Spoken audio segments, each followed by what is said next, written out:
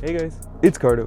The mobile detailing setup is ready to go. The design was finalized, all the tools and equipment I need are in here, and I can't wait to show you guys. Let's get into it. I'm so excited. You guys ready? All right, 3, 2, and 1.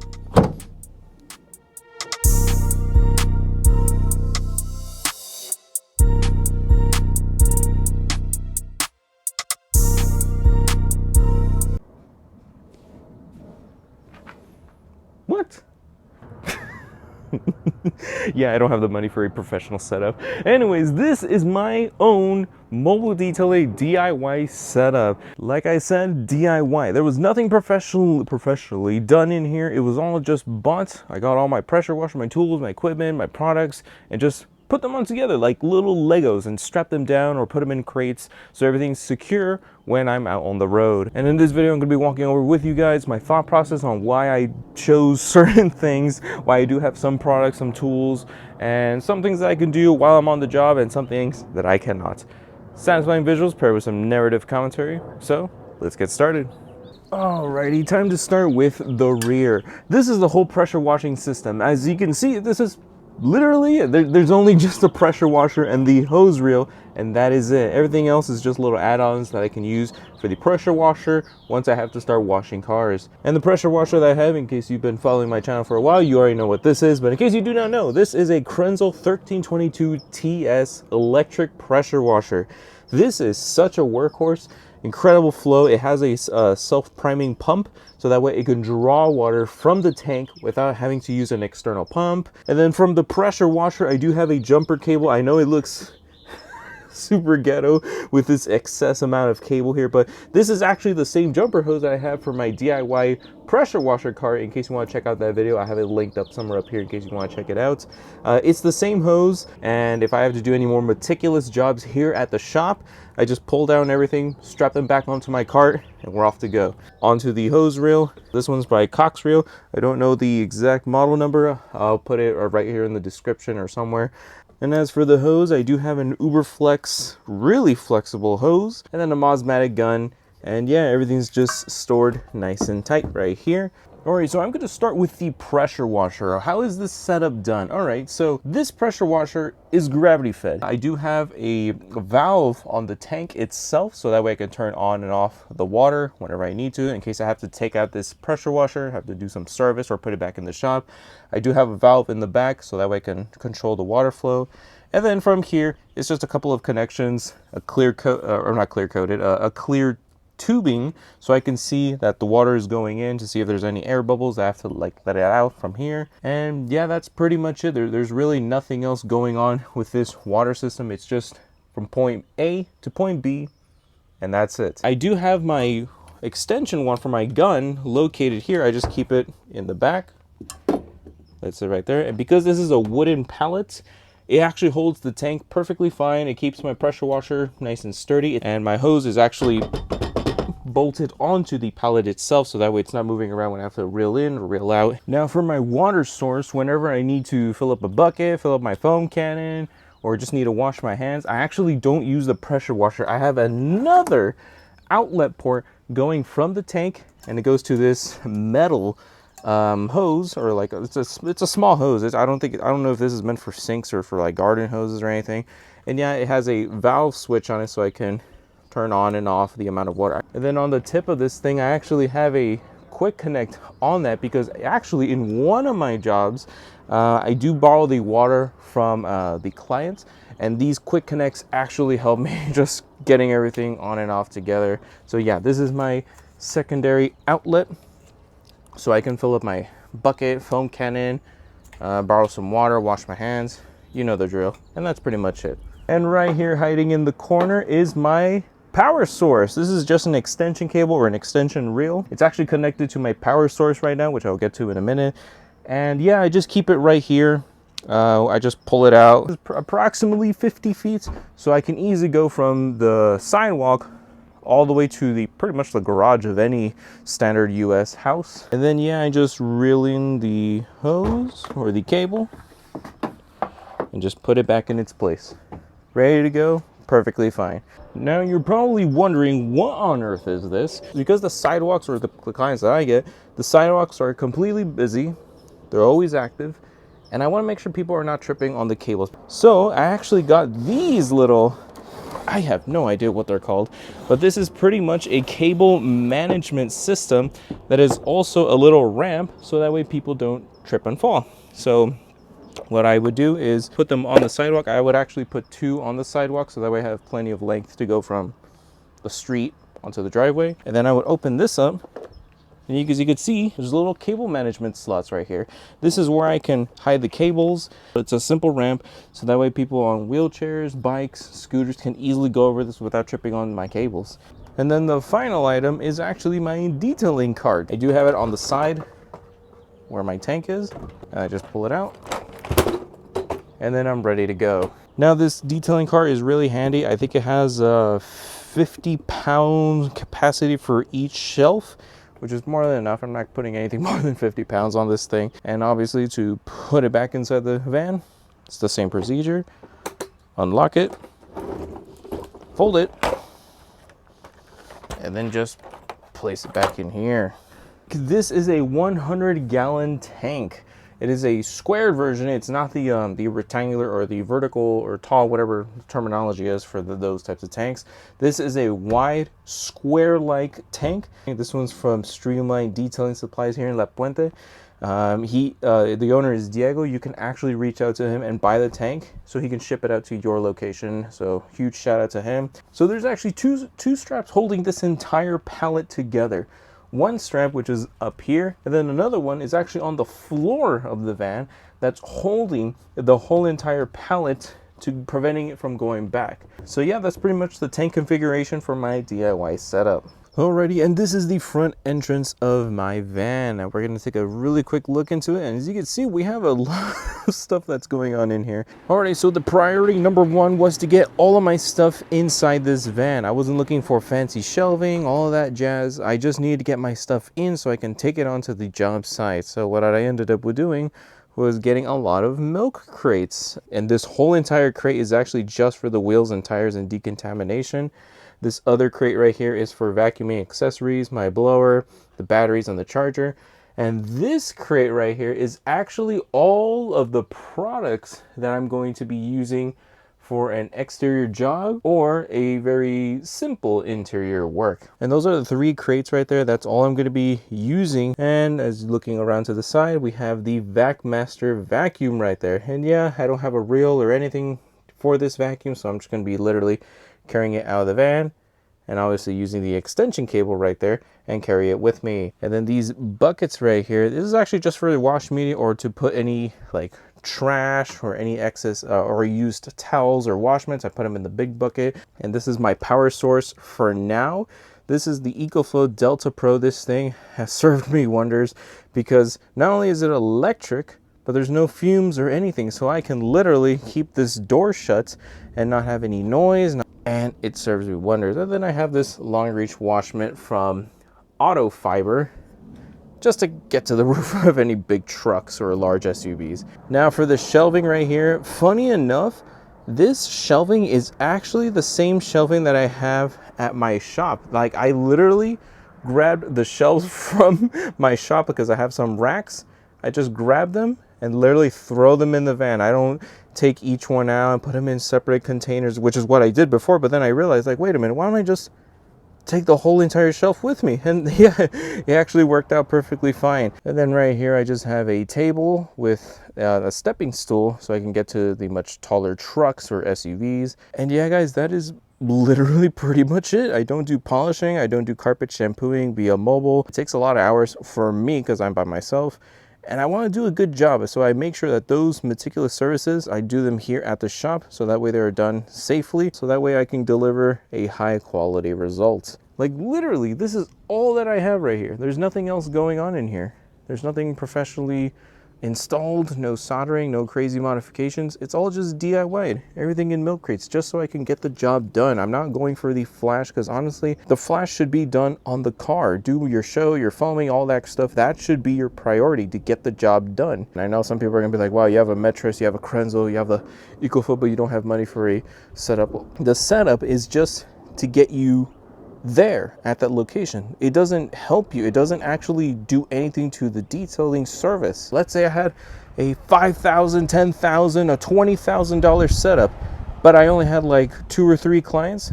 That's a waste of money, because then you just spend so much money trying to give yourself a satisfaction that, oh, I have a fancy setup, but you did nothing. It didn't impact your business. It didn't really do anything. I do have some clientele, but I don't want to jump the river just yet, so I'm going to keep this set up for now. I'll hustle a little bit more so that way I can save up some money, and once the clientele starts building up, then I'll think about this setup. But for now, this is my DIY setup. And yeah, guys, that is pretty much it. Just the DIY setup. There's really nothing much going on here. Like, really, this is all a simple setup. It's going to be a bit of a hassle trying to bring out everything one by one, but it's functional. That's the priority. It's that it's functional and that I can at least do something out on the road. If I didn't have a pressure washer, yeah, I'd be pretty stuck. But alrighty, on to the next part is, what exactly am I carrying? Well, there's going to be a couple of things that I am going to mention, so I will walk with you guys over on what exactly am I carrying.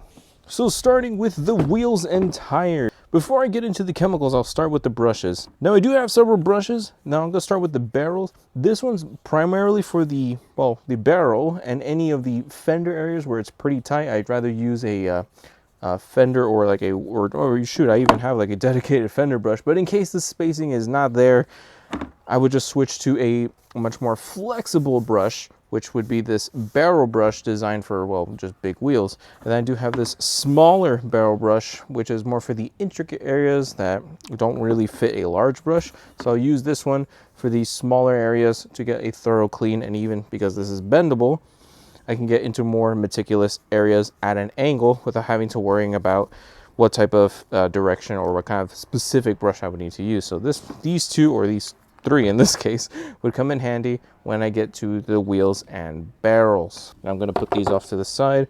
The next up are the face of the wheels. Now I do have several, wow, actually I have a lot of brushes. This is a flag tip soft brush, and yeah, this is a really high quality brush. It thoroughly scrubs every intricate area.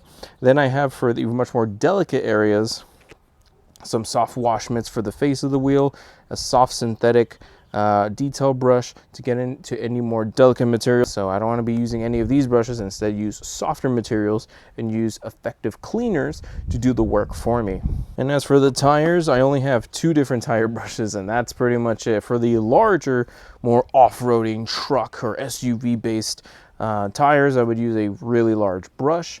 And for these smaller ones, I would just use a regular Detail Factory tire brush. This one's pretty soft and can effectively clean the surface without much agitation. So I would use these 2 tire brushes.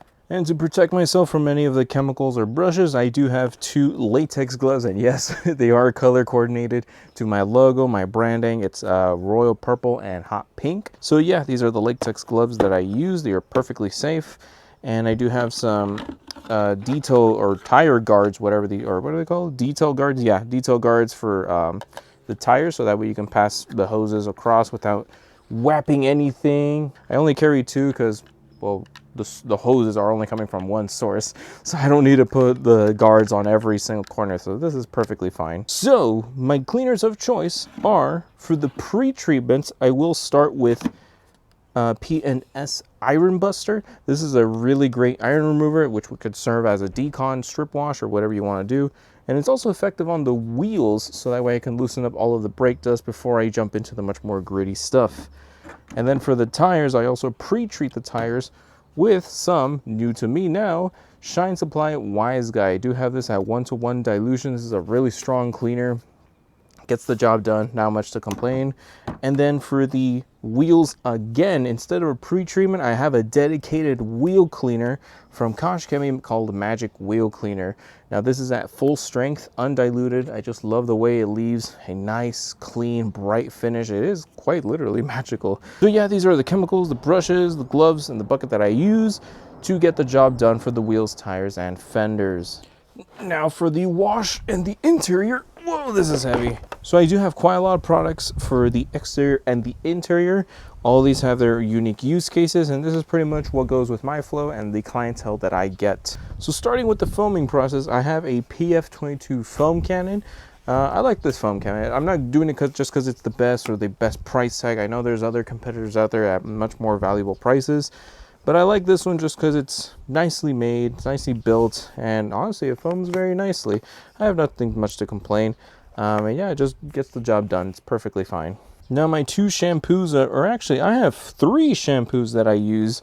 Now I'm going to go in order. So starting with pH neutral shampoo for the more gentle wash, or if it's ceramic coated, I do have Cubbies GSF, Gentle Snow Foam. This is a very nice shampoo. Foams nicely, rinses off with ease, smells very nice too.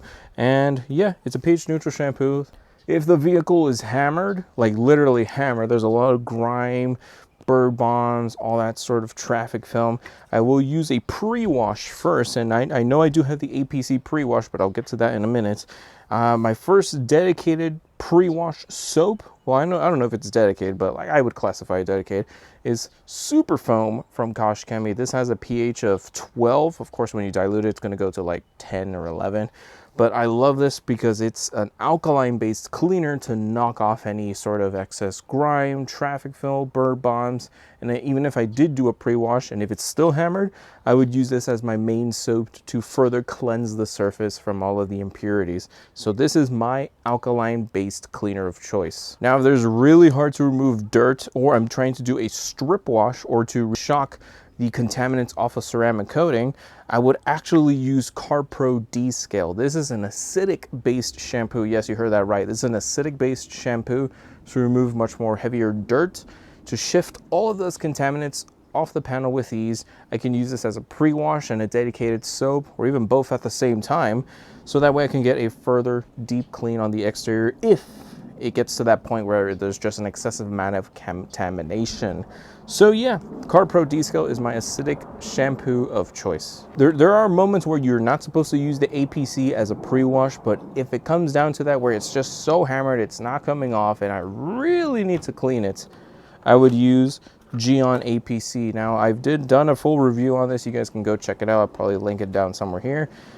This is a really powerful cleaner, but under the right hands and under proper use case of this product. So yeah, APC or Geon APC is my preferred APC pre-wash of choice when it comes to those really nasty jobs. I don't have to use it. I'm slowly not getting any more of those vehicles, which is good.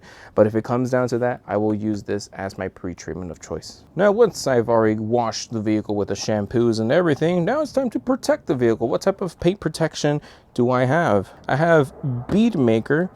This is full strength, undiluted. I like Bead Maker. Bead Maker, I don't classify this as a wax or as a sealant, but this is my paint protection of choice because it leaves plenty of slickness and it's really glossy. I really love this stuff. Now, if the customer decided to say, hey, I want a long-term sealant, well, I'm going to be using G Techniques Liquid Crystal C2, and this is actually version 3, not the other previous versions. This one's a much more durable sealant. It goes up to approximately 6 months, but under proper maintenance, you can actually, extend that even more with proper maintenance and care. So yeah, I use this in placement of long-term sealants, and actually for slickness and hydrophobicity too. Yeah, I use G Techniques Liquid Crystal as my long-term sealant. And then just to do any final touch-ups of the exterior, I actually use Geon's Ceramic Quick Detailer. I like this only because it's really slick. I've tried so many quick detailers out there, and most of them are tacky, if I'm being very honest with you. Most of them don't offer that slickness that I want. This is the go-to right here. It has plenty of slickness. The ceramic part, I don't look at that part. I mostly look at the slickness and gloss. So this is my quick detailer of choice for the exterior. Now let's say for the wheels that I don't want any shine, I just want hydrophobicity, so that way it's easier to clean on the next wash. Well, I actually use Geon, yeah, I'm using a lot of Geon products. I use Geon Wet Coat for that. This is a great product, even for matte surfaces. This has a lot of hydrophobicity. I don't see any streaks or shine. This is a great product if you want to do any maintenance or want to make the wash easier on the next wash. So, and then for my glass cleaner of choice, there's not much to talk about glass. This is a glass cleaner from Cubbies. I like the way this works. That's it. I really don't have much. It's a glass cleaner. What else did you expect? It works well, streak free. That's all I could say. Great glass cleaner. And as for the tires, I do have two options here. I do have Geon's Tire Express, and then I have Streamline's Wet Look Tire Shine. This here is really durable from Geon. This is the Tire Express. Despite it being express, it's actually quite a durable tire dressing. It smells nice, smells like coconuts, and yeah, I mean it's pretty good paste like, liquid like. It's kind of in the middle tire dressing. And I like this. It works pretty well and has a bit of shine to it. Meanwhile, this one from Streamline, it says Wet Look Tire Shine, but this is so incredibly easy to apply. It's actually very liquidy, but that's what I like about it. It's easy to apply. It's actually easy to buff off too if you want a more satin or matte finish. This is a really great product. So these are the two tire dressings that I use. Okay, so now we're going to focus on the interior, and really I don't have much. I only have one all-purpose cleaner that's from Geon, that's APC, and then for the dilutions that I only use 1 to 5 and 1 to 15 dilution. 1 to 15 is for the interior, 1 to 5 is for the exterior, or the interior if it's really hammered. So these are the only two dilutions I mess with. They work perfectly fine. I don't have much to explain. I've already explained it in my review video, so just check that out. And then after I cleanse the surface, I then switch over to dressings for the interior. Now I do have two options. I do have Leather Star and Top Star. These are really great dressings for the interior. I mean, not much to explain. It's literally just a dressing. So yeah, they work perfectly fine. Easy on, easy off. Works perfect. Now, if the interior is not that dirty, like mostly it's just a wipe down, or shoot, even my exterior packages, I offer a wipe down service. I actually use Geon Interior Detailer. This one's a really great option because I feel like this is more alcohol based. I haven't really tested it myself, but this is actually really nice. It has really good evaporation time. It's streak free, smells nice, and yeah, it just works. So yeah, this is my interior detailer of choice for those really light wipe downs. So it leaves a fresh, static-free finish. Now for most interiors, I do carpet lines when it's appropriate. And for my liquid of choice, and actually to freshen up the surface, I actually use Cubbies Fresh Up. This is an odor neutralizer. I actually use this as a liquid for when I do carpet lines. It neutralizes the smell, and yeah, it's a nice liquid to use for doing carpet lines. It's not oil based, so it's not gonna leave any weird residue, sticky feeling, or bind up all the fibers of the carpet. This works perfectly fine for the interior. And yeah, that's pretty much everything that I use, all the chemicals that I use for the interior and exterior for when I do a mobile job. Now, I'm not doing product reviews. Like, this is not a product review for any of the stuff that I showcase. This is just simply what I use, what I've tested so far, and I feel like these are the products that work for me in my world with the clientele that I get. Yeah, these are all the chemicals that I use for the interior and exterior when I do a mobile job. Now, as for what is in here, well, now that I've covered the chemicals, the rear, there's really not much to talk about what's in here. It's literally just microfiber wash mitts, towels, glass clean towels, tools, brushes. There's really not much to talk about. So I didn't spend any money on shelving or any of that stuff. This was already in my garage from the start, before I had this van, even before I had the Ford Transit van. So this, I've kept them. They still work, and it's functional. So I just strap them down, and I'm perfectly fine, good to go. So yeah, that's the whole entire, well, inside of the van. You already saw the rear. So yeah, that's pretty much it. I'm going to take all this stuff down because I'm actually going to do a job here at the shop, and I don't want to have all this stuff inside the van. I got to have it ready for when I do that job. So let's get to it. Alrighty, and that's going to be it for this video. Yes, this is not a $5,000, $10,000, $20,000 setup with all the fancy bells and whistles, the reels, the materials, the diamond plate flooring. But what matters most is that it's functional. And for me, this works. Yes, it's a hassle having to pull this thing down each time, and the vacuum and certain things inside the van, but it's functional. As long as it works, I am perfectly fine, and I can do the job properly, effectively, clean it, get it conditioned. I'm perfectly fine. This is all, again, functional. Yes, I don't do polishing, I don't shampoo the carpets, or even do any more meticulous work with, for instance, the air compressor. Yes, I don't do all that stuff via mobile, but hey, as long as this is functional, and as long as I have the core services to do the job via mobile, I am perfectly fine. I can still do the job. I have the chemicals, I have the tools.